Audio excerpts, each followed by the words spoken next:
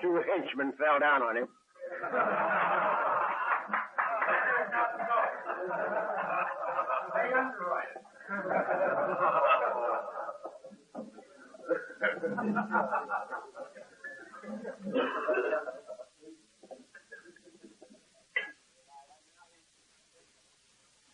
Not yet.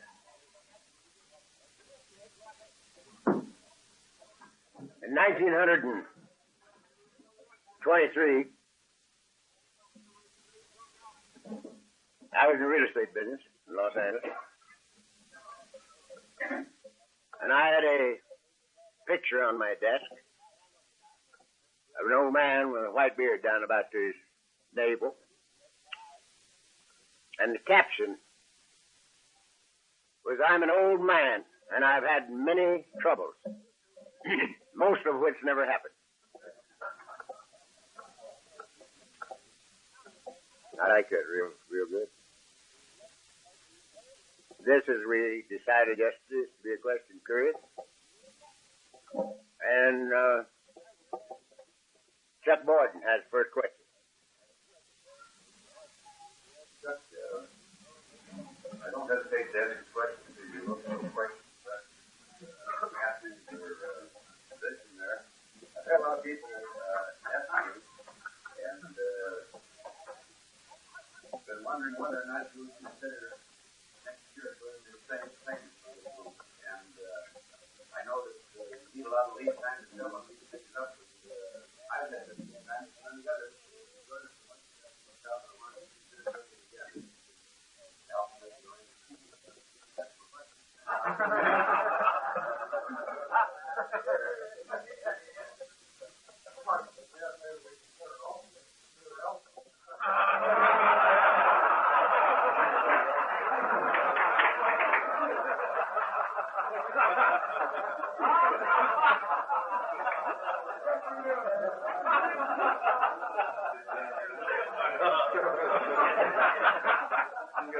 There's always one in every crowd. Decisions. I don't know. Chuck, we'll think about it. I don't know whether it'd be too quick to do it again next year or not. You got to change a little between them, you know. And I don't know whether we can grow very much in a year. We're not as green as we used to be. It's been 12 years since the last one. And I think this is just about right. 12 years. But I'll think about it. I think it's nice of somebody to think that they might want it. So I thank you for that. What's the next question? Should we work with practicing alcoholics before we have taken all the steps ourselves? I think that's the very moment that a guy decides he wants what we have and becomes willing to go to any length to get it. He is ready to work with alcoholics. Not that he tries to carry the message to alcoholics, but that he tries to carry the alcoholic to the message. As soon as we have decided that we want what's here, we can tell anybody, look, I found a place that seems to manufacture sobriety. Bunch of guys that are doing something about their drinking. And they have impressed me very much, and I'm going to meet. How about going with them? So you carry the alcoholic to the message. The bookie says, obviously we can't transmit something we don't have. That's what you're referring to. But you don't have to be anything but kind to carry a message. Really, that's all. Little love. Okay. In our sobriety, how do we deal with emotions? A, others we work with in the program. B, in our own. Sobriety. I got into that, I guess. I said sobriety was fourfold: physical, mental, emotional, and spiritual. Emotional would just be one of the areas of our lives that has to become stable. For instance, if we're going to work with alcoholics, we can't afford to become emotionally involved in their program. Or in their problem, I mean. Not in their program, in their problem. We can't afford to become emotionally involved in the problem, or we lose all of our possibility for help. You got to stay above the problem. Now, it seems like maybe that would be a sort of a cold attitude. It is not. You have to love more to stay emotionally involved, uninvolved in the problem than you do to become involved in it. The answer is not in the problem. The answer is in the answer. I worked on my problem for 10 years. And the more I looked at the problem and the harder I worked on the problem, the greater the problem became. It was just like fertilizing, watering, and cultivating a weed. It grew out of all proportions. And I think we have to be able to live above the problem to be of value to those who had it. We don't get emotionally involved in the problem. It's not that we love less, it's that we love more. I think it takes much more love to release than it does to hold on to.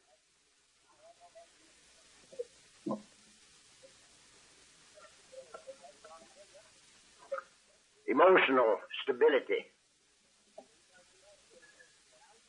comes, I am sure, out of this thing we call self-discovery.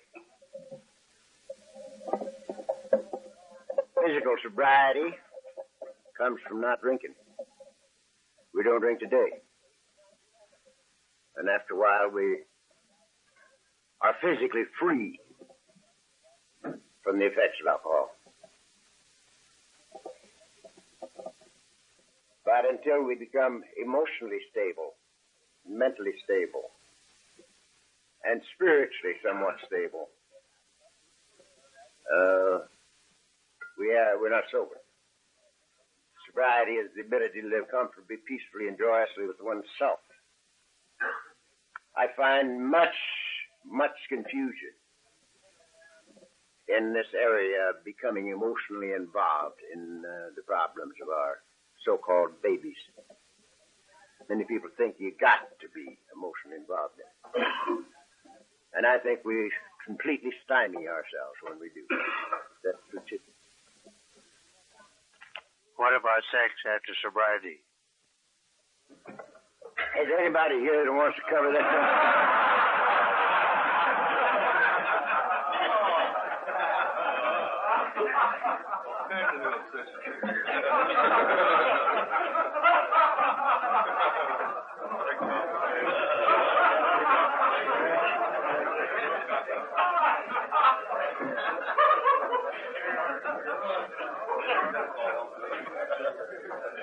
Do you want to speak on that?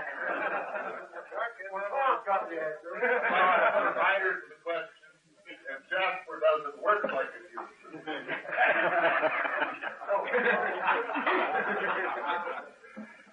Next. Tell him that, Mom. So you can have him arrested for assault with a dead weapon.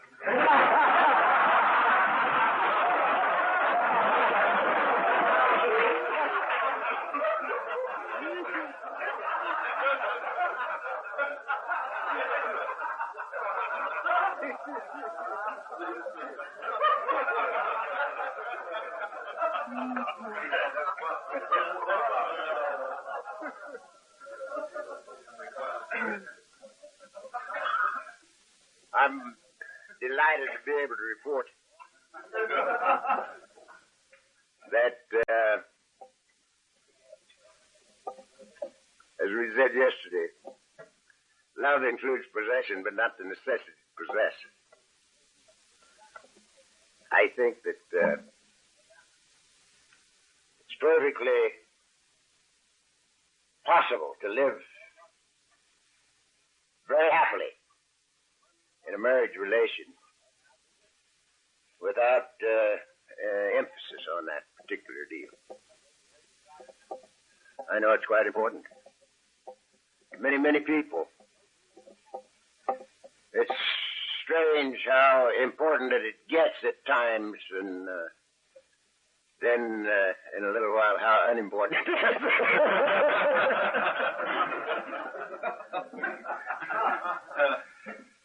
We used to call it the biggest nut there is, you know. But I realize that this is a problem in many, many families. It might be in mine. I don't know. But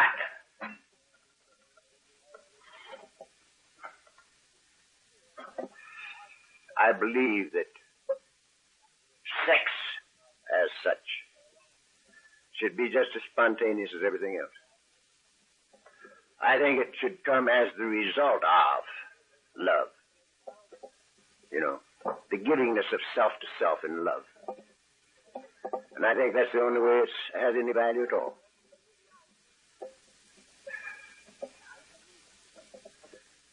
I think that we as a sex are very, very lacking in this area. Actually, I do. All men. Because we are inclined to want what we want when we want it. And it's to explode. And that's what happens. And when the explosion's over, the job's done, as far as we're concerned. But I feel that that's a totally selfish approach. I think that the love and adoration, both before and after the act, is far, far superior than to the act itself. In other words, I find nothing wrong with sexual intercourse as a result of love, but as an objective. I think it's self-robbery again. It's a beautiful thing when it's the givingness of self to self in love. And otherwise, I find no value in it. That's all I can say. What is the value of patience when counseling with another alcoholic? We had all the alcoholics in the world in this room. Right now, we would have 90% of the patience of the human race. We are a very impatient lot. We want everything to happen yesterday. And patience is certainly a virtue.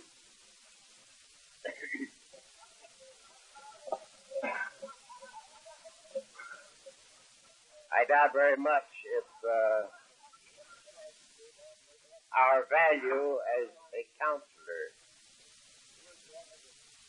would equal our value as a listener. If you can get the guy talking, or the gal, you can get them talking.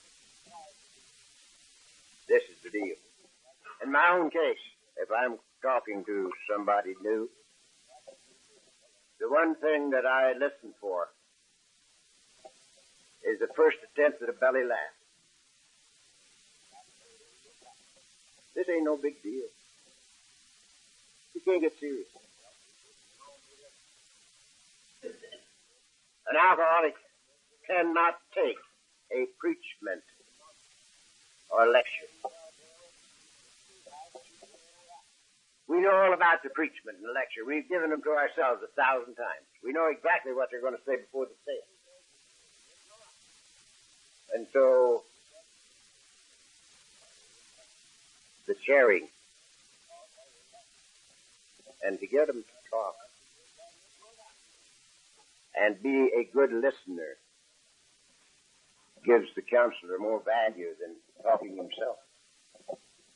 We're not experts on anything. And it's the simple little thing that opens the door. It isn't the profundity. Nobody ever got sober on profundity. Nobody. It's little things. Many of you heard me tell this, but I was talking at the Bob White group many years ago on Santa Barbara and Van Ness.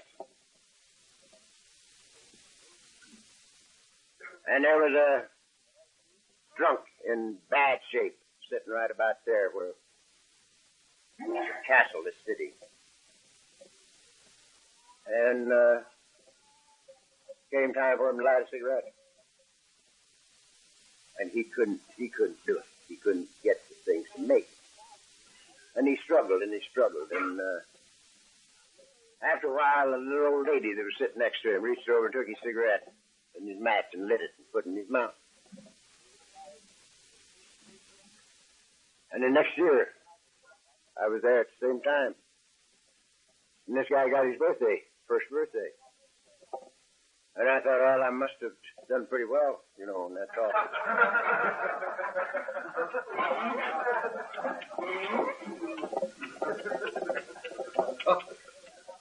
So I was prepared to get a nice compliment, when he got up to take his birthday cake. And he said the reason he was back was not what was said or done in the meeting. It was the fact that this little old lady had lit a cigarette for him. This thing don't depend on profundity, expertise. It's love. And love is patient. Love is patient.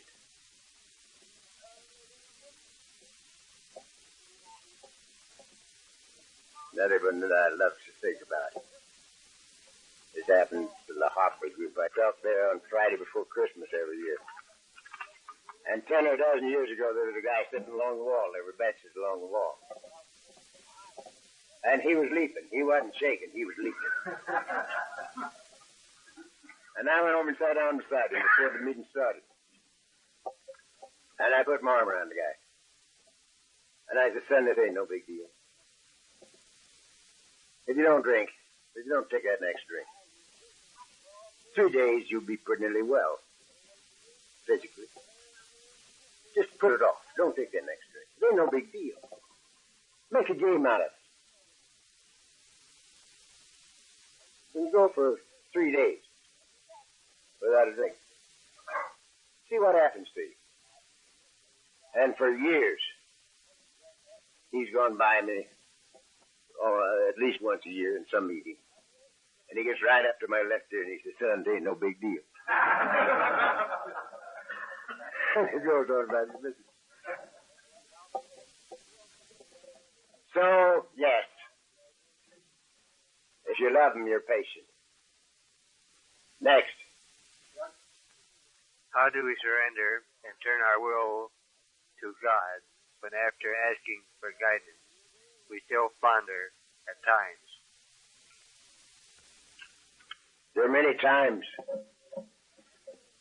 when even prayer is like braying up a chimney.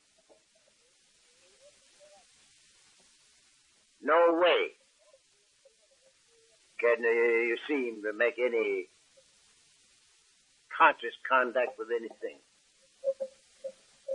Everything's futile. You have no purchase at all up there on the end of that line. And that's what the book means when it says, when everything else fails, get your wet drunk. Because, you see, when we're feeling futile, we want something. We want something. and it isn't happening. And there's no way that you can want something when you're working with a wet drug. No way. You can't think about yourself when you're working with a wet drug. That's one place where you give all your attention, interest, and love to the thing at hand. If it's just simply to outmaneuver it.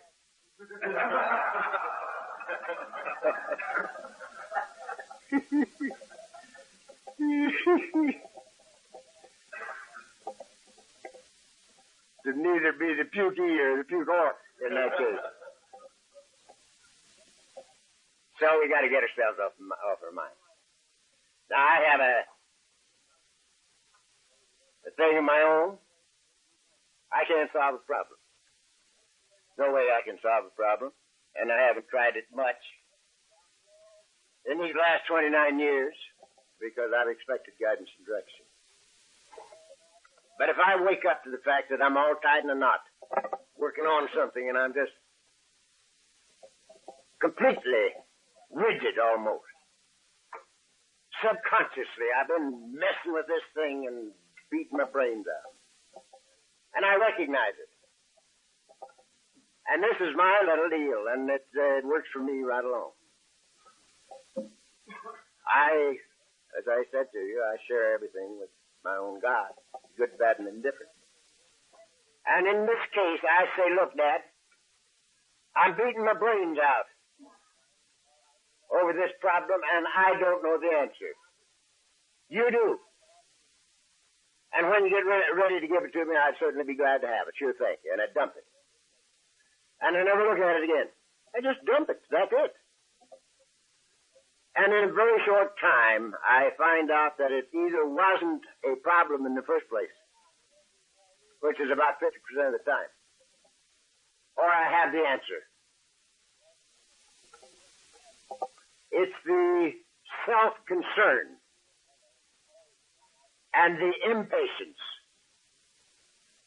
that bring about this sort of an impasse in our own lives. And to get ourselves off our mind, there's nothing more highly recommended than to sit down with a wet drunk. Does that do you any good? With ego and self taking over periodically, do I analyze and look for answers to much? You're a mess.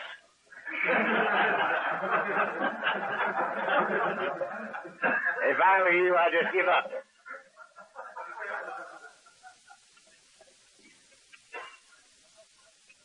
I find so many of our people, even in the grapevine, I find so many of them writing about self-esteem, building self-esteem. I hear people get up here and talk all the time about you have to learn to love yourself before you can love anybody else. And I am most grateful that that ain't the case. I never spent any time trying to build up self-esteem. I never spent any time trying to love me. I wouldn't have taken me with a large dowry. I hated my damn guts. And so, I got busy doing things this book suggests. And it wasn't trying to learn how to self-esteem me or to love me so I could love you. I don't think that is the way it is at all. Francis says, for it is better to love than to be loved. It is better to understand than to be understood. For it is in giving that we receive. It is in forgiving that we're forgiven. And it is in dying to self that we awaken to eternal life. And that's exactly what we've been talking about ever since we've been down here. It's exactly what we've been talking about. I don't believe that an image fell. I don't believe that an image of me would add anything to my life at all. I haven't any more image of me than I have of a walrus. That isn't what I'm interested in. I'm not interested in the image of me. That's not why I'm here. I'm here to share me with anybody that wants me in love, and let the chips fall where they may. I'm not even interested in your opinion of what's happened, except when you want to give it to me. That's not my deal. I love you. I love you, and that's all I have to do. That's what I'm interested in. That's my deal. It's not my deal who you love or what you love or what you think. That's your deal. I love you, period. I don't even have to concern myself about what you think of me. I got no image at all of me. I think of myself exactly as that big window up there in front of my chair. That window, to me, is me.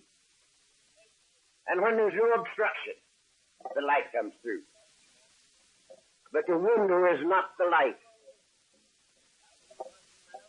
And I think of that drape as my ego. And when that drape's closed, the light don't come through. But just as the window is not the light, the drape is not the darkness. It just shuts out the light. So my business is keep the drape open, Phil, and let the light shine. And I don't furnish the light. I'm a channel. I'm a channel. You and I are necessary to God as channels through which He goes forth into His creation. We're channels. And we get ourselves out of the way and let it be. And let it be. Now, as we said last night, and as I say to me all the time, I'm either going to run my life and take the consequences thereof, or I'm not going to run it and take the consequences thereof. And I can't run mine. And I don't get involved in running my life. I get involved in living. I think losing yourself in life guarantees finding yourself in God. Guarantees it. Because all you got to do is to get rid of the roadblock. You lose yourself in life and find yourself in God. And Phil, I wouldn't, if I were you, I wouldn't spend another 5 seconds trying to find self-worth or anything else. To find yourself, yes. To realize that whatever it is you're looking for is right here. What you're looking for, you're looking with. What you came here to get came with you. Everything you ever wanted to know, you've always known, and everything you've always wanted to be, you've always been. But it's covered up. It's covered up. So we uncover and discover. And get lost in that building. Forget about you. To hell with you. And you got a little better break on that than I have. Maybe you have and maybe you ain't. Phil's got a little income.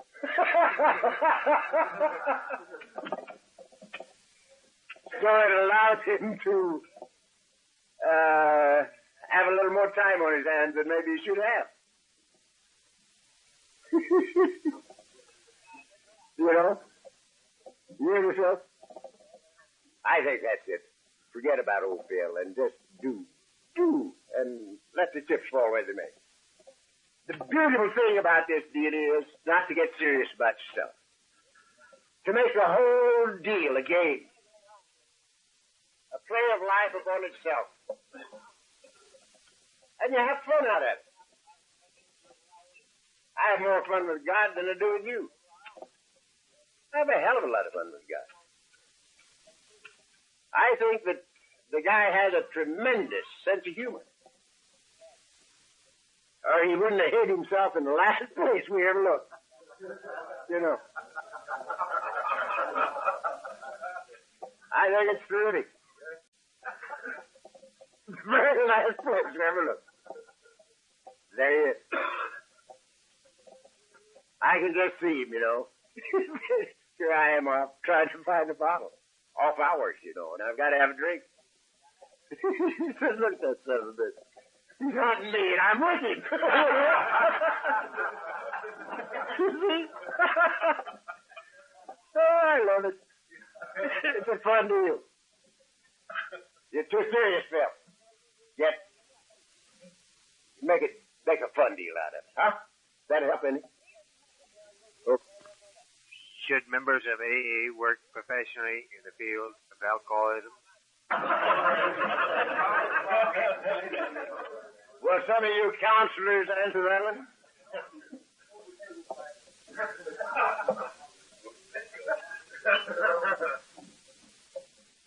I do not really care much to comment on it, but I would say this. It's awfully hard.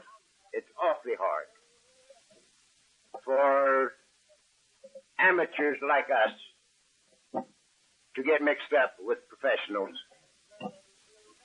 and stay amateurs. We're a strange bunch. All we have to do is to rub elbows a little while with a doctor, and we become doctors.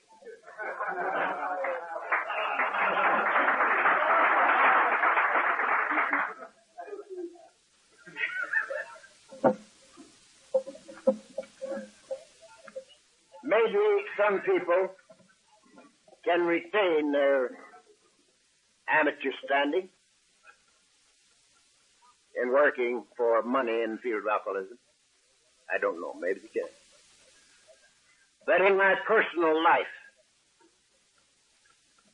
I've met only one that seemed to do it, and he wasn't around long enough to really see whether it was going to work out or not.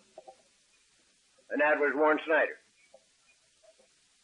Warren died about a year or so after, 2 years after he started working in the field of alcoholism for money. Now, the one thing that would seem to be furthest from a paid 12-step call would be working with the National Committee on Alcoholism. Because the National Committee on Alcoholism has no recovery program at all. They are educational and referral. That's their business, and that's not the business we're in. So it would appear that there would be no conflict to work for the National Committee on Alcoholism. Because they have no program of recovery. But those of my friends who work with them somehow become professional. I'm mindful of one gal I love very, very much. And 10 years ago, she made one of the finest AA talks I ever heard in my life. And she became an employee, secretary of the Committee on Alcoholism, and she talked to our group a year ago, yes. And she made just as fine a talk as she ever made. But it wasn't Alcoholics Anonymous talk. It was a professional talk. It was a professional talk. And the one thing about us that we must maintain is caring and sharing. We're not experts on anything. We share our experience, strength, and hope, one with another in love. And so I haven't seen anybody even be able to do that kind of thing without seeming to get lost in professionally. Incidentally, it wasn't 3 months after that talk that she was in the hospital herself. Not, I'm sure, for either pills or drinking. I say I'm sure. I'm not sure of anything. I'm like Phil, I don't know nothing. But she was in the hospital. for a sort of a breakdown of some kind. I can't do it. Personally, when I talk for organizations that have an honorarium, the thing I do carries an honorarium for, say, $75 to $150. I won't take it. I don't take it. Because whilst they don't know it, I'm giving them the bliss. I learned what I'm telling them from you guys. From drunks who don't drink. And I can't any more take an honorarium than I can fly. Because you guys didn't charge me a thing. You didn't even ask me if I had anything. The only thing you said to me is, "Mister, were you looking for somebody?" And I said, "No, sir." And you said, "Well, what were you looking for?" And I said, "It was interesting, sir. I was looking for sobriety." And you lit up like a Christmas tree. Took me and rocked me to sleep. Now, I'm certain that any alcoholic is totally free to make a living. I think we're entitled to make a living. But if I were a preacher, excuse me, Dave. If I were a preacher, I would want my business on the side. Because I would not want to get up here and try to tell you monkeys what you want to hear. I would not want my gas and water in your hands. If you don't like me, you cut off my gas and water. So I've got to try to please you. I can't do that. I would want my business on the side. I'd want my money coming in from here, so I could tell you what I think. I can't talk without saying it as I feel it, as I think that it should be. And I can't work in that field. But if I were a captain in the Marines, and they wanted me to head up a program of alcoholism for the Marines, and I could set up my own staff, as certain Marines have had the privilege of doing,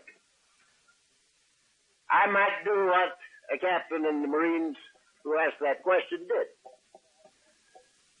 He turned to me and he said, "What am I going to do?" I said, "Get your staff to handle the related disorders.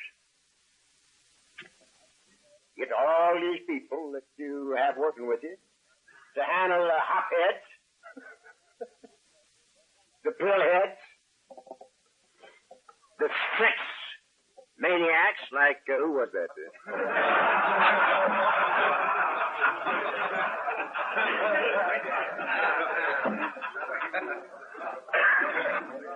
And you deal in Alcoholics Anonymous, the drunk and Alcoholics Anonymous.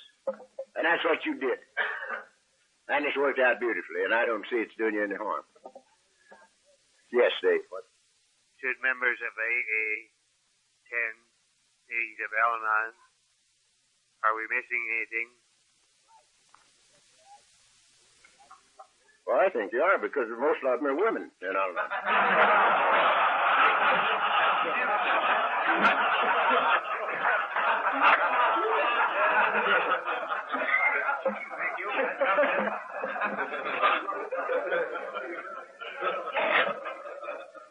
I have a lot of fun. Of course, my wife is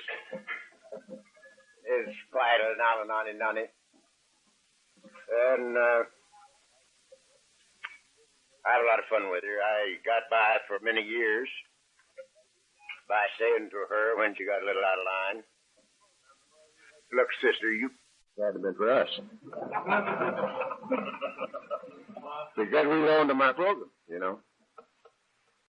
And after a while, she got smarty pants. And she started saying we wouldn't have needed a program if that wasn't you.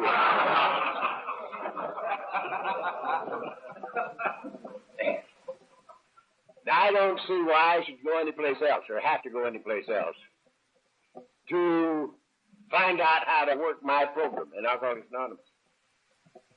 As far as I'm concerned, I don't see any need of it. Long before Alcoholics Anonymous, before Al-Anon was born,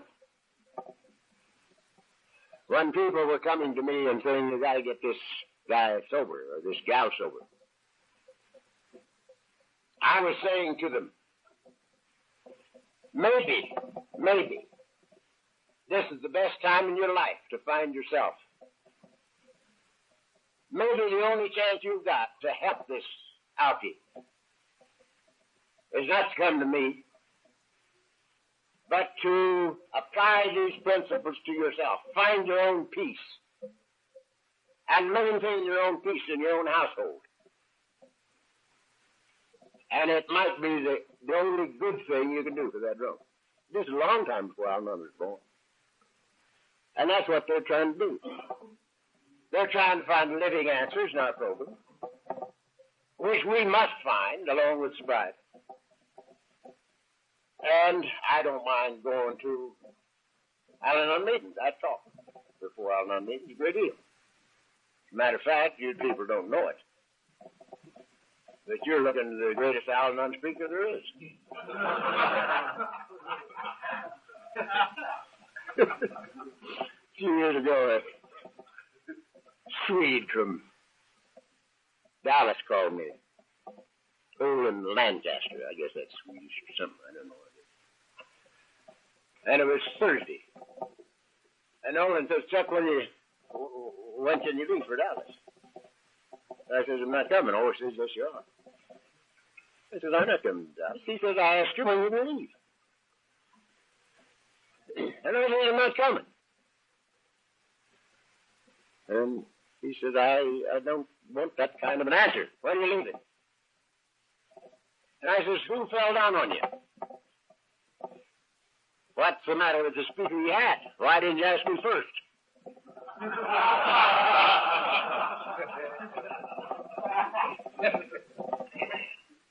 Who ran out on you? He says, none of your goddamn business.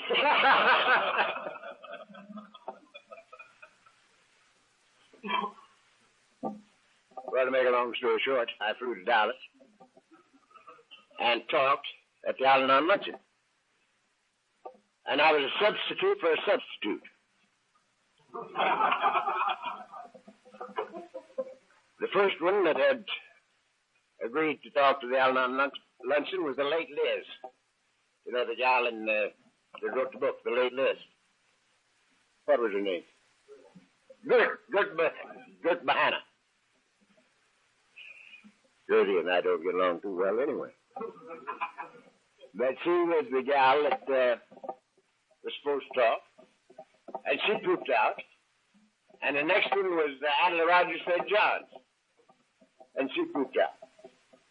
So I'm a substitute for two broads, substitute for a substitute. And they still say down there that I give the best Al-Anon talk to them. So I just use that in to make it hard. No, there's no reason you shouldn't go to an Al-Anon meeting if you want to. Next. How do you prove love? Why, I don't think that you prove anything. I don't think we've got anything to prove. Nothing to win, and we're not going anyplace. I'll have to tell you again, I said this in this meeting already, but I'll spill it again because I love it myself. This certain doctor called me at midnight. And he says, what's your definition of love? I said, it's the same as this 10 o'clock in the morning. But then he called me at midnight and asked me what the definition of love is. He says, what's your definition of love? I said, you won't like it. He says, what is it? I said, it's action. To talk about love is like talking about humility. I feel very humble this morning, boys.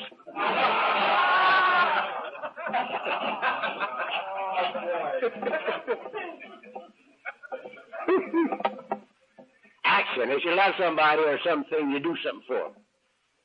You just do it. And you don't make a big deal out of it. You don't make a big deal out of it. I wouldn't spend 5 seconds trying to prove anything that I said from this podium to anybody here. That's not why I'm here. To prove something. I wouldn't spend 5 seconds trying to defend anything I've said. I have a right to my own opinion, and you have a right to yours. And you have my approval if you want to disagree with everything I've said and the way I've said it. It's perfectly all right with me. And the same thing is true with people every place. I love you. It's none of my business what you think of me, unless you want to make it so. So quit trying to make something out of it. Prove it. Next.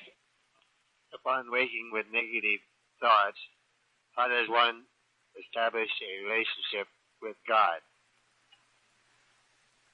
I think this is what we've been talking about all weekend, too. Praying without ceasing. I find no difference in a prayer and a serious thought. It's the same thing, as we said since we've been here. Fear, worry is a prayer for something you don't want to happen.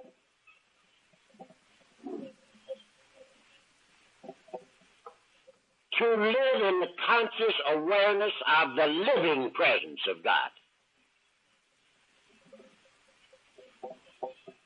I don't even like too much.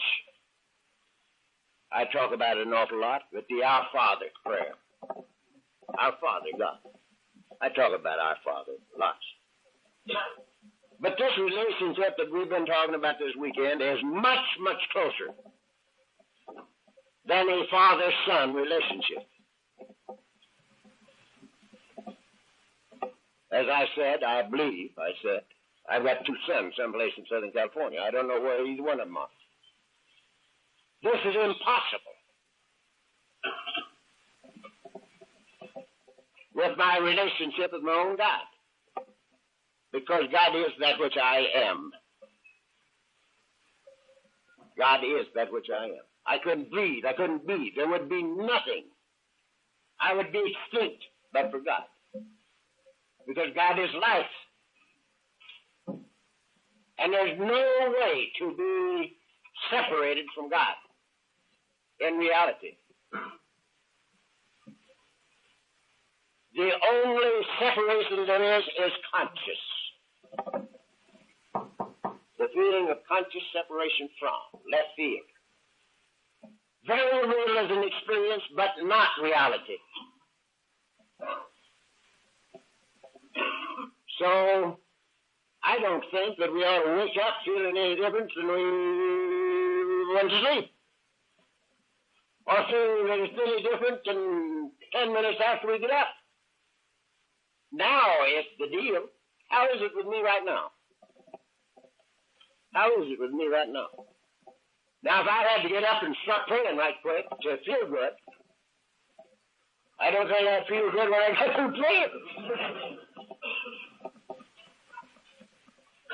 I think I ought to feel good right before I start to pray. And again, my prayers, I don't know when they start and stop. I feel like Brother Lawrence a little in that deal. Because I like to live in the conscious awareness of the living presence of God. In a relationship with everything around me. Everything around me.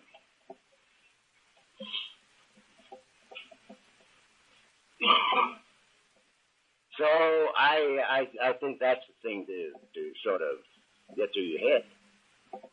That Now is the time. You see, this is so very vital to me because tomorrow was always the day I was going to straighten up and fly right. Tomorrow I was going to do it, you know. But tomorrow never got here. Every time I came to, it was now, and I was thirsty.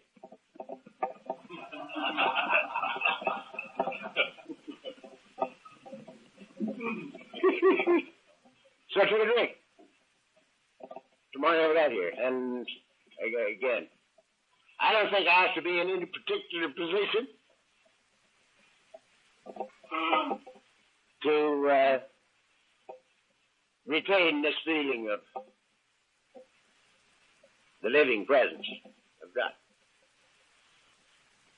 I don't think that it happened in a church or in the mountain or in the temple or in Jerusalem. It's in my own mouth that I might know it and do it. So that's the only answer I'd have to that. Yes. When did you really start trusting God all the way? I don't know. I don't know because I discovered that it had happened, you see. I think it happened when this thing was burned out. The first time. I think that's when it happened because I was in here, this was me, all the time. You know. But to be born out of conscious separation into conscious unity makes it a reality. A belief in God is good, but it is not good enough for alcoholics. We have to live in God. To live in God. That's what this whole thing is all about. To get us out of our own way. So that we can go about our Father's business. That's the only business I've had for 29 years. I'm in a business. I go about my Father's business. And that's my business and his business take care of me. And it's just as natural and normal as breathing. I expect it. Not that I'm sitting around in expectancy and waiting for somebody to pick up the phone or to ring it.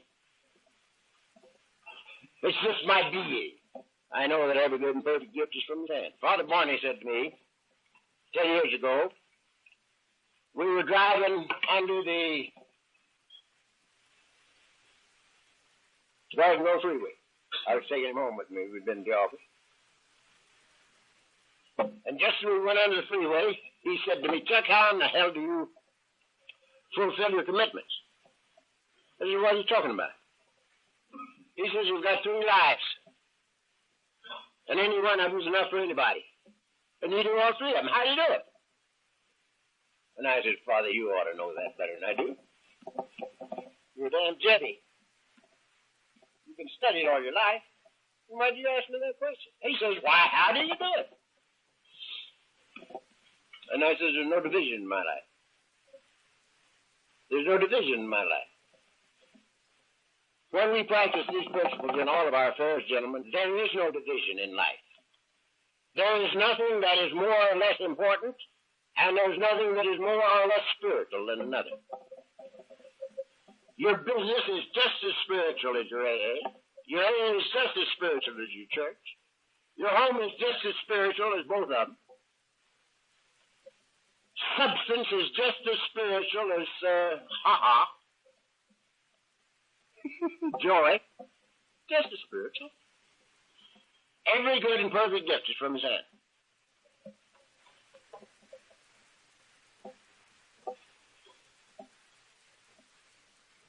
And to live in this, to be aware of this, constantly aware of it. And that's what I was telling you yesterday. To trim the sails. To trim the sails. Some ships fly east and some fly west by the self-same wind that blows. 'Tis the set of the sail and not the gale that determines where it goes. And so, trimming the sail. Saying to myself maybe 50 times a day, God is my refuge and my strength. Well, now why did I do that? I'm not afraid of nothing. I'm not afraid of you. I'm not afraid of God. I'm not afraid of the devil. I'm not afraid of tomorrow or yesterday. Why would I be saying, God is my refuge and my strength? Lift up your eyes into the hills, from whence cometh thy strength. I love the hills. I love God. And I trim the sails, reminding myself that in him I live and move and have my being. The conscious awareness of the living presence of the Almighty. Now that's what this retreat's all about. There's nothing else here, so far as I'm concerned. I'm either going to run my life and take the consequences thereof, or I'm not going to run it and take the consequences thereof. And those are not words. That's the way I live. And I cannot live any other way. I did it 43 years. And that was 43 years too long. Does that do you any good? I've always been a competitor. How do I remove competition from my life?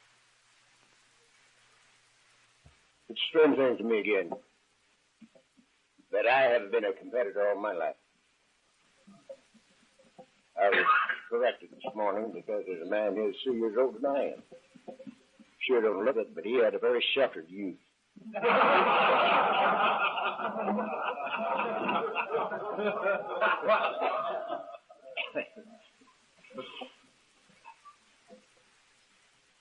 I could do anything with my body up until I got hurt in football. I could do anything.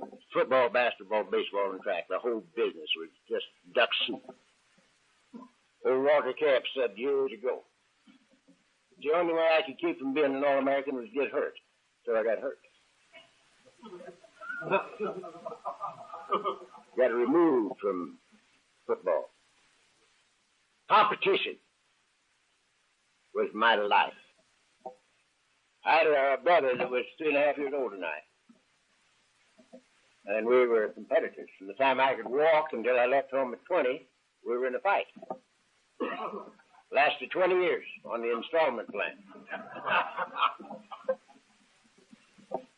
And he was 3.5 years older than I and 3.5 years stronger. And up until I was 18, 19, 20, he could whip me. But he couldn't make me believe it. He could not make me believe it. We'd start a fight as kids 2 miles from home. And every time he got off of me, I'd dog him. And we'd end up in the living room and Mother'd whip us both. And I left home at 20 thinking I could whip that guy. You know? He never did make me believe that he could whip me. So, competition, yes, it was my life. Now, I do a lot of lawn bowling. And if I go down there to beat somebody, I'm like a horsewoman. It's just like I never had a bowl in my hand. But if I go down there to do the best I can with what I got, and enjoy my competitor's shot just the same as my own, I'd beat anybody in the place. 1957, I sang was champ in the Beverly Hills Lawn Bowling Club. And I only bowl twice a week. I bowl Saturday and Sunday. And all the rest of them bowled every day. And, you know, that's a delicate game, lawn bowling.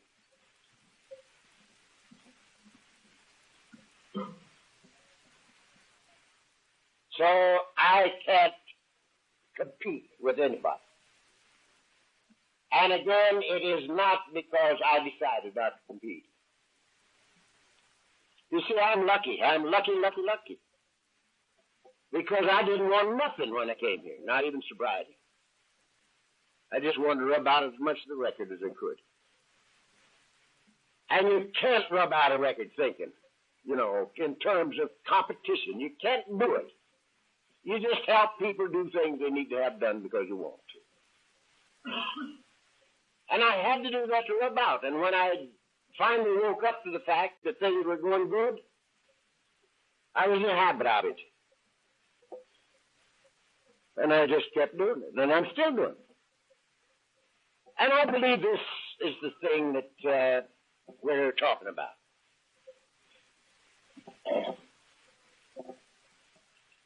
Our civilization has laid so many things on us that are totally extraneous. You have to be this and have that and be known as before you can live. You know? And the only thing you can do with life, gentlemen, is live it. Being here is the only thing that counts. The existence of the now is the only thing that counts in this life.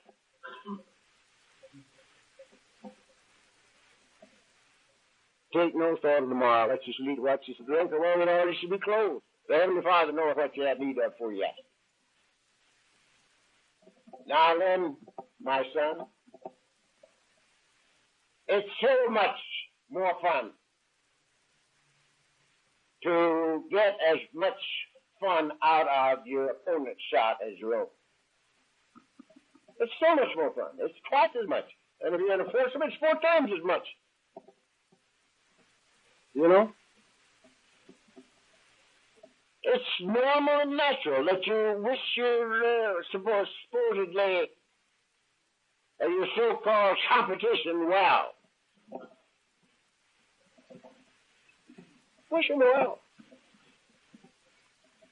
They do their thing and you do yours. And there's no competition if you're doing it right. There's no competition. There's no feeling of competition in it. Now, just while I've got it on my mind, all you got to do, everything that this thing's about, is shift in the motivation in your life. That's all you got to do. Shift your motivation from taking something from to giving something, to adding to. Even when you go to a meeting in Alcoholics Anonymous, shift your motivation from going to get to going to add to. From the time I discovered I was sober, 6 months after I got here, until right now, I have never gone to meetings to get anything. And I can't go to a bad meeting. I can go to a meeting and disagree with everything that's done in it. The speaker and everything he says and the way he says it. And come out with a full cup. Because it always happens if you go hoping somebody just seeing you might get a lift, you know. It might do somebody good just to see you there. And maybe somebody will ask you a question that you can answer, that you can share. And you can't come away from that thing without a full cup. And it's just shifting your attitude from taking from to adding to. And you do it throughout your life, everything in life. And it's not a do-gooder attitude. God damn the excuse me. Morning, Dave.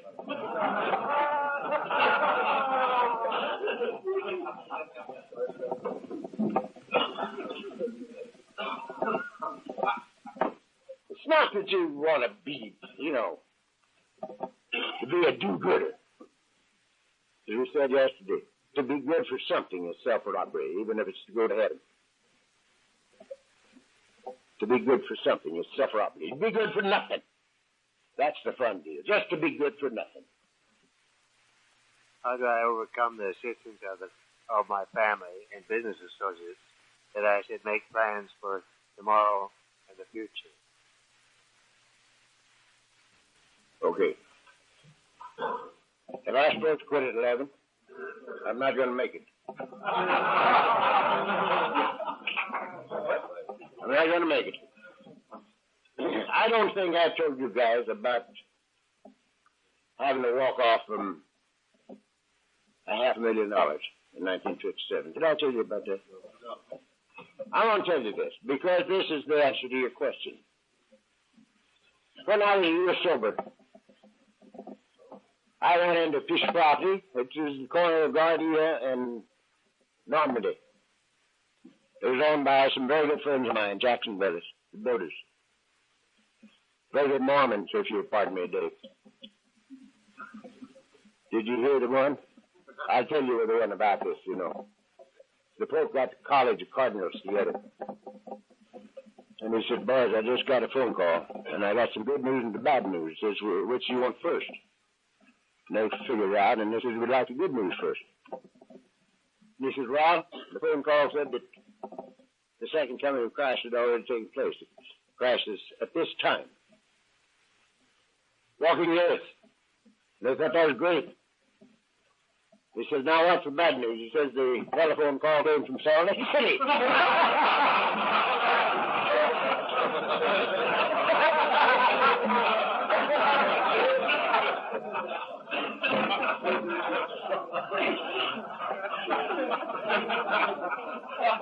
So, I knew this property was 10 acres on the corner down there, and I knew it was a tremendous buy, and I thought it was a good place for a market. In my early years in the market business, I got all of my business from promotions. I found who owned properties and talked to them about either leasing them or building a building or whatnot, you know. And if they wanted to do something, I'd get a tenant for it. And all that stuff, or I'd buy the property for them. And all that was just to get a fixture order. I wasn't in the real estate business at that time at all. I was in the fixture business. Now, I knew values, and I was pretty well familiar with what would make a good market site and what wouldn't. And I liked this property, and I thought, who would I get to buy it? And it occurred to me that my boss might want it. Because his father had started the business, and he was a wealthy man before he took it over. 1908, his dad had started this thing. And he was very wealthy. And so, I went in one morning and I said, Victor, I found something that you might want. And he said, what is it? And I told him about it. And he listened, and he says, go buy it, Charlie. And I said, no. I says, I'll sort to you, but I won't go buy it.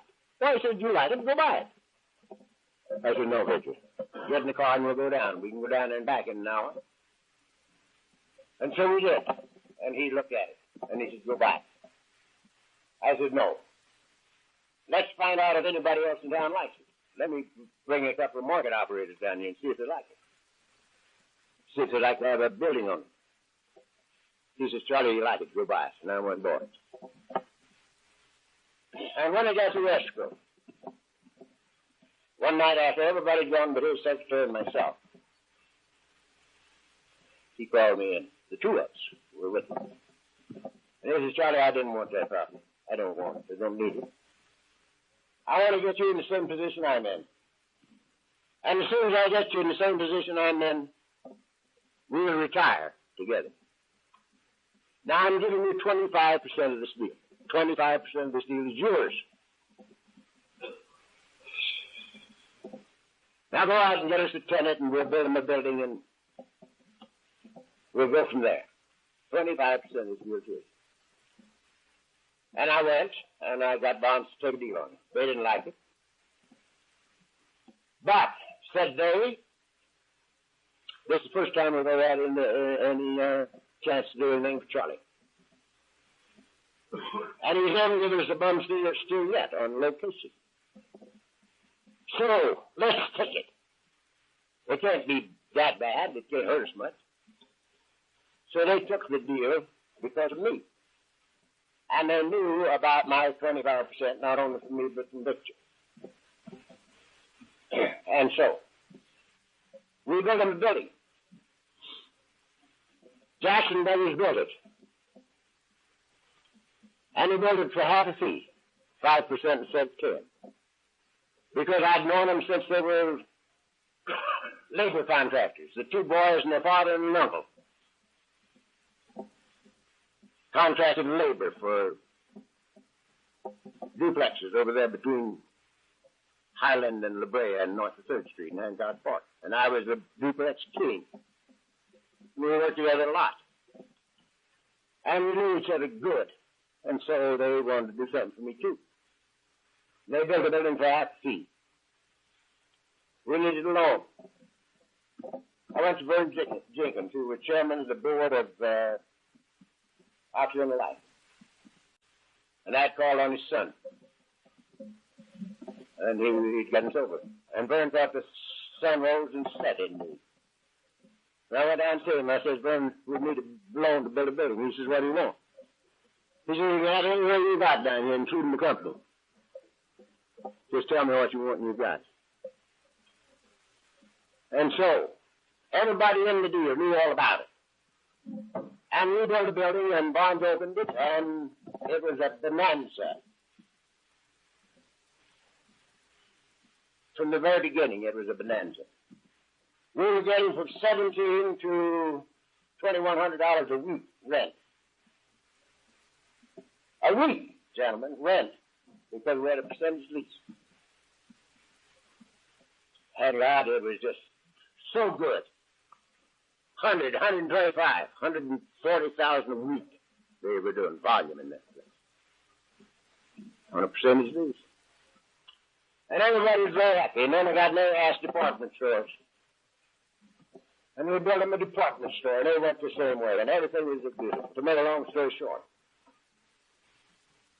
10 years later, in my 11th year, Victor was going to retire, and I was going to retire with him. Now, all this time, we had talked about this thing. We talked about what I was doing. We had laughed and cried together because we're just as one man. Up until the last year. And my 11th year, it seemed like the guy was growing away from me, but I just thought it was because he was retired. And he was, you know, his mind was on something else. But I was retired not long ago. We talked about it for 10 years. And when it came time to do it, well, incidentally, the next thing is I bought that house where I live now because I was going to retire. Because my part of this deal was worth $500,000 for this time. A minimum of $500,000. And that was my security, you see. So I was going to retire. Now I had very, very good, commendable motivation. I was going to retire and spend my whole time working with bums like you at my own expense. There's nothing wrong with that motivation, huh? So I bought that house to retire. And it came right down to the wire. And Victor couldn't do it. He could not do it. It was too much money. And he had to deny the whole thing. And it was impossible. Because we had been just like that. We had laughed and cried for 10 years. And we discussed this thing time and time again. We were going to retire together. And he couldn't do it. It was too much dough. And he had to deny the whole damn thing. Now, I was naturally destroyed. Because I could not believe that this man would do that. I couldn't believe that he could possibly do it. And my inside says, you can't let him do this for his own benefit. You can't let him do this to himself. And my toenails and my hair knew I was right. And my inside says, this is for your family, your kids and your wife. This is their thing. You know. And it just can't be, you know. And I talked to counsel, board counsel, legal counsel. And they said to me, Charlie, you can take him to court and beat your hands down. You got every witness in town. Everybody in town knows about that thing, from him and from you. So you can take him to court and beat him. Like that. Then I considered taking him to court. But I couldn't take him to court. Why? Because in 1946, he came in to throw me through that window, but he didn't. He didn't throw me through that window. And I couldn't take him to court. And I couldn't judge him. I couldn't resent him. I couldn't hate him. Because if I did, I'd get drunk. And if I got drunk, I'd die. And here I am between a rock and a hard place, suffering the tortures of the damned. Because I couldn't see through this damn thing, you know. It was just a reversal of everything that we'd built on for 10 years. Now, it was interesting because his secretary had heard this thing too. And I would talk to her about it. And she heard things that she wanted to hear. But when she didn't want to hear anything, even if she heard it, she didn't hear it. Because she had a hearing problem. And she would tell me, Charlie, I didn't get it. I didn't hear it right. Well, now the reason she said that was because this guy's dad had set up a $30,000 thing for her, and Victor had paid it. And she had $30,000 coming. And she couldn't take that just the guy. So she had to tell me I never heard it, you know. And I did the whole thing. You can see what a thing it was. Because I had subconsciously come to believe this was my security.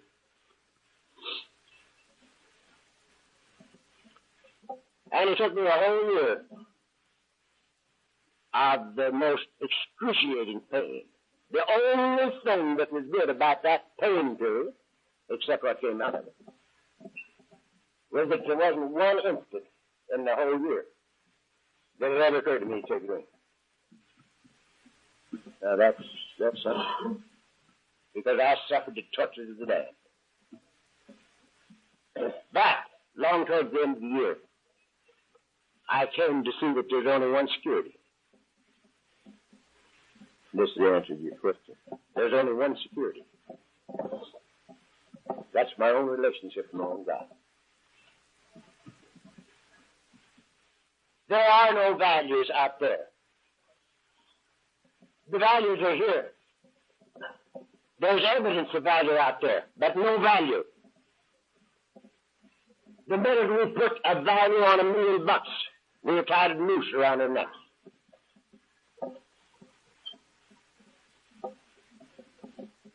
Because we're liable to lose it. Just as that 500 grand, you know. So there's evidence of value out there, but the value is right here. Remember, the man said, "This is the last time I'm going to say this in this meeting. Excuse me, Paul. Where are you?" You got that. He had to run out because he's heard this story 14 times.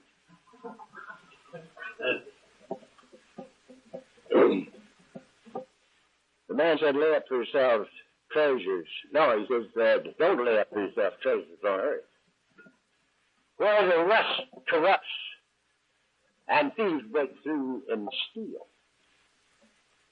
But lay up for yourself treasures in heaven, where rust does not corrupt and thieves don't break through and steal. Because where the treasure is, there will be the heart also." So I had to come to see that there's only one security, and that's my own relationship with my own God. And when that happened, I called Vic in one night. Everybody was gone again, Vic and I. And I said, "Victor, I want to go through this deal with you once more. And I don't want you to let me make one mistake. If I say anything that isn't exactly as it happened, stop me. And we'll iron that out or stop talking." And I went through this step by step. And when I got there, I said, "Victor, you didn't stop me." And he says, "No, Charlie, I didn't."